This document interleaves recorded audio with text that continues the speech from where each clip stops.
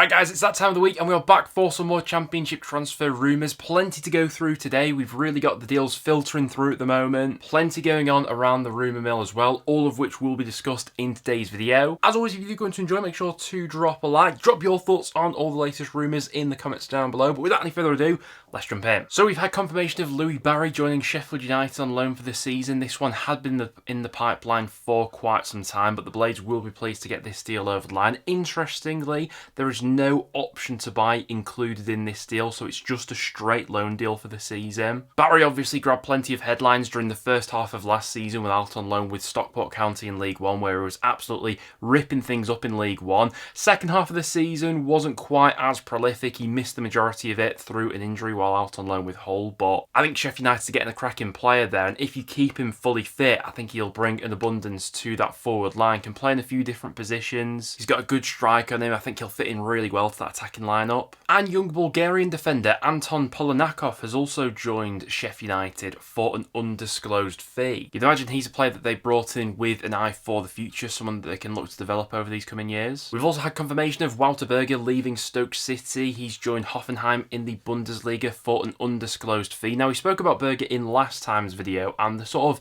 prices that were being reported was around about the 4 million mark, just over that. However, in the club's statement that Stoke have come out with, they've said they've generated a substantial profit on the player, which may suggest they've made a little bit more than those original reports suggested. But that could just be the club covering face, we don't know. Ultimately, it's a shame to see a player like Berger leaving the Championship. I do think there's a very talented player in there when he's fully on it, but reading between the lines, it seems like he was wanting this move. So at that stage, there's not really much that the club could have probably done there. Let's wait and see how Stoke try and go about replacing him. We've seen Stoke securing another loan deal for Spurs defender Ashley Phillips. And I think this one's a really good pickup as well, especially given there seemed to be quite a bit of Championship interest in the Spurs defender. The fact that Stoke have got him back for another season, someone who's already familiar with the club and the playing staff and players there. That's a nice move from Stoke, in my opinion. We've also had confirmation of Alfie May leaving Birmingham and joining Huddersfield on a permanent basis. This one also gone down as an undisclosed fee, but believed to be in the region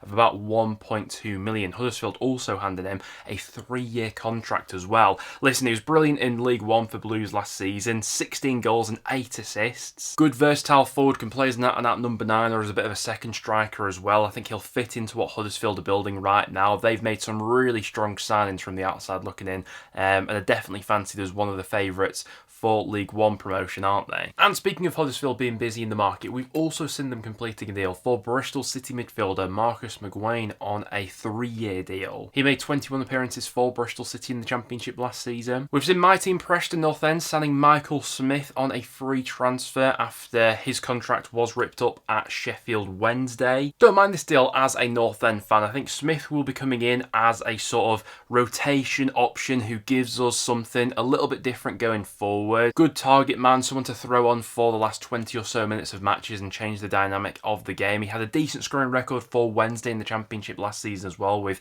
8 goals and 4 assists in 16 starts and 25 sub-appearances. Not the sort of player that you'd be expecting to start week in, week out, but as a sort of, Ched Evans replacement, I think we've done fairly well out of that. North End have also signed Jack Walton from Luton Town on a permanent basis. He'll be coming in as our new number 2 goalkeeper to back up Daniel Everson. This was a position that I thought we needed to strengthen this summer. We saw it at the back end of last season when Freddie Woodman was out injured, having Di Cornell in net.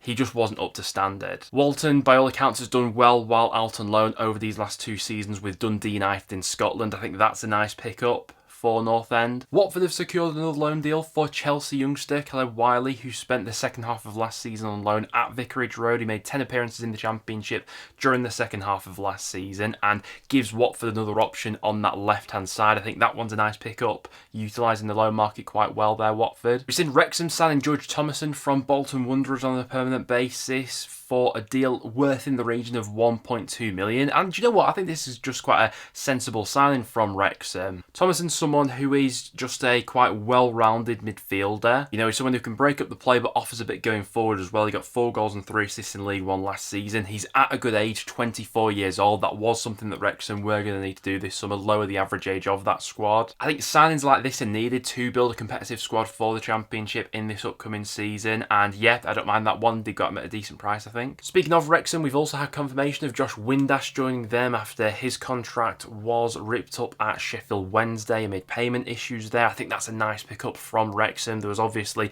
plenty of Championship interest there, but on a free, I think that's a really good pickup. But those are some of the done deals which have gone through in the Championship recently. Now, without any further ado, let's jump into the rumours. So the big story going around right now in the Championship is that Josh Sargent's move to Wolfsburg has reportedly collapsed. That's because the German club have decided to walk away from the deal as they've not been able to strike an agreement with Norwich. Now, the last thing we heard about this deal before this recent update was that Norwich and Wolfsburg were in advanced negotiations, and it seemed more than likely that it was only a formality before the two clubs came to an agreement, and Sargent will be moving back to the Bundesliga. However, it's since been reported that Wolfsburg's latest bid of just over £16 million, so €19 million, was rejected by Norwich, as that was just below what they deemed his market value to be. And from Wolfsburg's perspective, it seems like that could have been their final offer. Now, this isn't to say that Sargent will end up staying at Norwich, even if this deal has indeed fallen through. He's still got plenty of other suitors who are interested. Obviously, Burnley's interest in him has been quite prominent all summer. But for the time being at least, Josh Sargent is still a Norwich City player. Let's see how that one develops over these coming days. And speaking of Norwich, they're being active in the transfer market themselves, as Mets winger Pape Diallo is set to join them in the Championship. Now, Watford had also been heavily linked with the winger. It was a bit of a tug and war between Norwich and Watford, but it is Norwich who have struck an agreement with the French club, with the Canaries supposedly paying a transfer fee of just under £4 million. Another very exciting player coming in. He's only 21 years old. He scored 7 goals in the French second division last season. Very highly rated player by all accounts. And as well as bringing in some youthful players to their squad, they're also working on the deal to sign Jeffrey Schlupp, who is available as a free agent upon his contract with Crystal Palace expiring. He spent the second half of last season out on loan with Celtic. There was plenty of Championship interest in Schlupp going back to the January transfer window as well. On a free, I think that one would be a decent pickup for Norwich as well. QPR forward Charlie Kelman is one of the most in-demand players in the EFL right now after MLS side Charlotte FC saw their initial bid rejected for the forward. Luton have since gone in with an offer of their own. Now, from what I've been able to read so far, none of the figures have actually been disclosed in terms of how much clubs are actually offering for Kelman right now. But this could only be good news for QPR, that they are getting a bit of a bidding war on their hands here that I think a few people predicted at the start of the summer, obviously. Coming off the back of a brilliant loan spell in League One last season with Leyton Orient, with a few different sides interested now, that's surely only going to drive up his price tag and mean that QPR will be able to generate even more money from this deal. Birmingham are reportedly close to completing a deal for Werder Bremen forward Marvin Duksch, who would come in as a bit of a different option to what they've already got up front. The German striker stands at 6'2". He's got a really decent scoring record in the Bundesliga in recent years as well. Across his last 3 seasons in the German top flight, he's averaged about 10.5 goals per season. He's only got 1 year left on his deal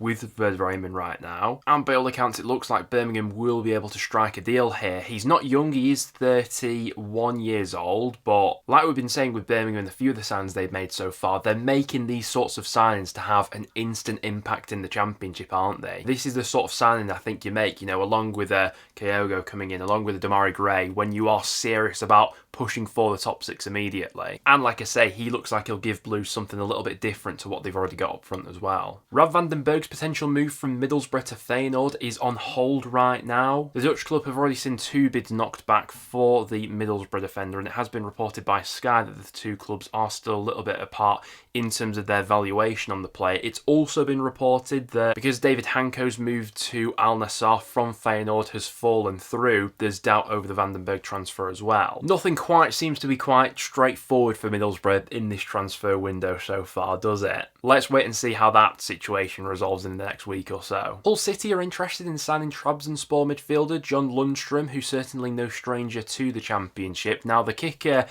in this deal for a whole City point of view right now is the fact that he's still under contract in Turkey until 2027, and so given the current restrictions on the club, this just isn't a deal that they'll be able to manoeuvre. However, it has been reported that Hull are appealing their current situation, and if successful with that, maybe they're going to have a little bit more wiggle room in the transfer market. It seems like these are the sorts of deals that Hull are working on behind the scenes, on the chance that those restrictions are lifted. But for the time being, they're obviously in a tricky spot where they're not allowed to pay transfer fees for any incoming players. The latest centre forward that Wrexham are being linked with is Sheffield United striker Kieffer.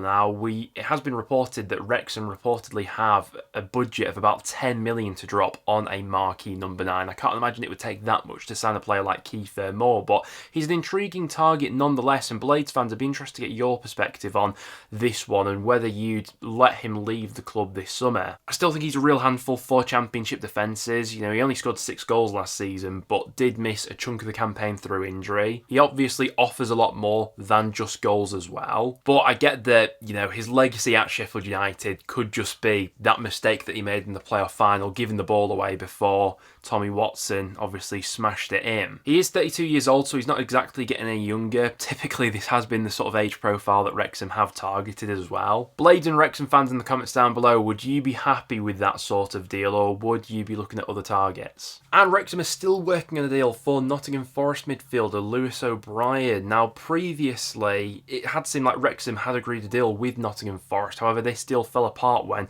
Wrexham couldn't match O'Brien's wage demands. It's now been reported that Wrexham will go in with a slightly lower offer than what was initially agreed between the two clubs, believed to be in the region of £5 million, so that Wrexham could then offset some of the wages that O'Brien's looking for and offer him a more lucrative package, given they'd be paying a lesser transfer fee, if that makes sense. Now, why would Nottingham Forest accept a lower fee if you've already gone in with an offer of £5 million? Well, from their perspective, they may just want to get him off the books at this point. He's been sent out on God knows how many loans over these last few years, and this is their last real opportunity to make some money on him. So if no one else is putting up that sort of money, Forest may be inclined to work with that deal with Wrexham. The exit links surrounding Blackburn Rovers defender Callum Britton just aren't going away. He was heavily linked with the move to Middlesbrough a week or so ago, and now it's Derby really pushing for his signature. Now, it has been reported that Derby have agreed a package with Blackburn worth in the region of £3 million. However, since that story's broke, Blackburn manager Valérien Ismaël has come out and said that it's all fake news. He's still a Blackburn player, and that, the club want him to stay. The club does find themselves in a bit of a tricky situation, Blackburn that is, because he's only got 1 year remaining on his current deal. Obviously, they've been keen to tie him down to a new contract, but if he's not going to put pen to paper, you run the risk of losing him on a free transfer next year. Derby's interest has been well documented. I think Eustace is keen to reignite that full Blackburn squad from last season at Pride Park. Let's see how that happens and develop. Let's see what developments we get on that over the next 48 hours. And speaking about Derby going in for former Blackburn players, they're also working on a deal for Liverpool fullback Owen Beck. It seems like this one is quite advanced as well, and that Derby have indeed agreed a loan deal to take the fullback on loan for the season. Thought he did well while he played at Blackburn last season. Still a player developing, but someone definitely capable and cut out for Championship football. I think he has had a bit of a reoccurring hamstring issue, which has been a bit of a cause for concern there, but otherwise I think that's a nice pickup from Derby, especially on loan for the season. Probably some news that Derby fans won't want to hear though is that there are clubs showing an interest in Ibu Adams. Obviously had a cracking campaign in the second tier last time around with the Rams. Now, it's not been disclosed which clubs are actually interested, but it has been reported that there are clubs from both the Championship and Premier League currently monitoring the midfielder. Although given that he's under contract until 2027 and has such a pivotal role in that Derby setup, you'd imagine it would take quite a big fee to get him out of there. Former Blackburn winger Tyree Stolen still has his admirers in the Championship, but it's recently emerged that Espanyol in La Liga are now in talks to sign him on a free transfer. Ultimately, if a La Liga side like that is interested, I don't think there's a great deal that, the Championship sides that are interested can do, really. That would be an unbelievable experience for him. Unless someone in the Championship was willing to really push the boat out and offer him a seriously lucrative deal, looks like that could be a deal that could go through. It's also looking likely that Preston striker Will Keane will be leaving the club this summer. There are a few interested clubs right now, with the most prominent interest interest coming from Bolton Wanderers in League One. Honestly, I think it's probably right that North End are looking to move him on. I think we did see an obvious drop-off from Keane last season compared to the year before. We're going in a different direction with this squad right now.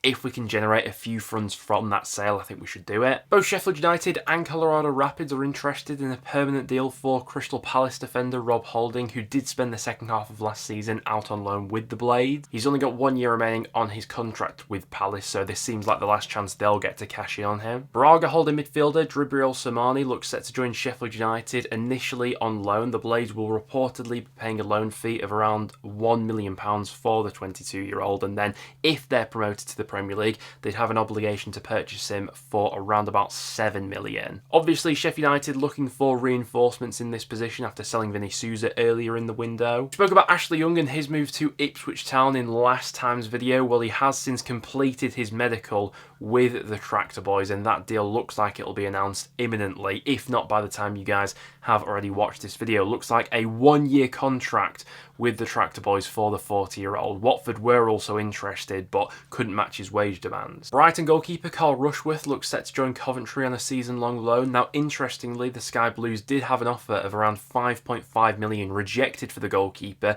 earlier in the window, and there's no buy option or obligation involved in the loan deal that they've since negotiated. Now, I really like Rushworth. I thought he was absolutely brilliant during his loan stint with Swansea in the Championship previously. Bringing in a goalkeeper of that quality, though, it'll be interesting to see from a Coventry perspective what that means potentially for the long-term future of someone like an Oliver Dovin. Lincoln midfielder Ethan Hannon is still being linked with a move around the EFL. Wigan have been the latest club to put an offer in for him reportedly, but there's still interest there from the likes of Oxford, Swansea and Bolton. Former Stoke goalkeeper Joseph Bursick is a target for Portsmouth. That's amid speculation that Archer could potentially be moving on. There's been a bit of interest in him with Salford City currently linked with their backup goalkeeper. Bursick's an interesting one. Obviously, we've seen quite a bit of him in the Championship from his time previously with Stoke City. He's currently on the books at Club Brugge, but spent last season out on loan with Hibernian. He's 25 years old, and if Pompey were to pursue that deal, you'd imagine it would be as a backup. But there you guys have it. That will now wrap it up for today's video. Thank you very much for tuning in. If you did go on to enjoy, make sure to drop a like and leave in the comments down below any other rumours that you've seen that we've missed off today. Other than that though, guys, thank you very much for tuning in, and I'll see you all in the next one.